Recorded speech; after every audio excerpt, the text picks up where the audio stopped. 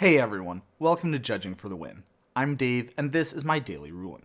I actually got requests from this question from a lot of sources, leading me to believe that it came up in a real game somewhere. If anyone has any more details, I'd love to hear more about the context in the comments.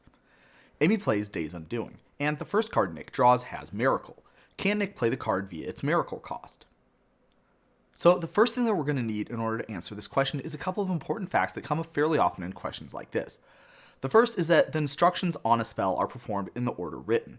This means that both players will shuffle everything into their libraries first, then draw 7, then the turn will end. The next important fact is that triggered abilities that trigger during the resolution of a spell do not get put onto the stack until after all the steps in the resolution of that spell have been completed. Longtime viewers might be familiar with an analogy I like to use, where fairies look out for triggered abilities and write them on a whiteboard anytime one triggers. Then, the game comes around anytime someone is about to get priority, and it moves all the triggered abilities from the whiteboard onto the stack. I talk about both of these concepts fairly often, so if you're interested in going into a bit more detail, I'll leave a recent video like that in the comments.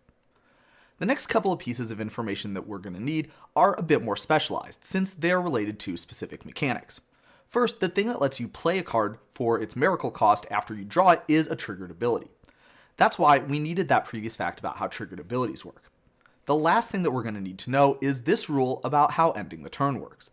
We can see that any triggered abilities that have triggered but not been put onto the stack cease to exist as the first step in the process of ending the turn. To put things in terms of that analogy from earlier, the game signals to the fairies to erase the whiteboard, but it doesn't put any of those triggered abilities onto the stack. They just go away. Now we have everything that we need to answer the question from our original problem statement. During the part of Days Undoing where Nick is drawing 7, that's where the miracle ability will trigger and get written onto the whiteboard. The next instruction that's performed is to end the turn though, and that erases the miracle ability from the whiteboard, so it never gets put onto the stack. Accordingly, Nick will not get a chance to play his miracle spell, and it will stay in his hand.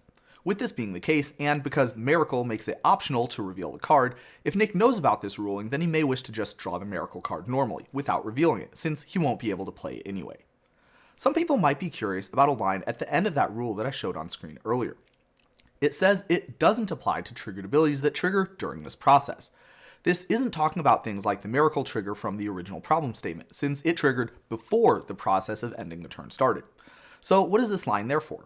Well, one of the steps in the process of ending the turn would be to perform state-based actions.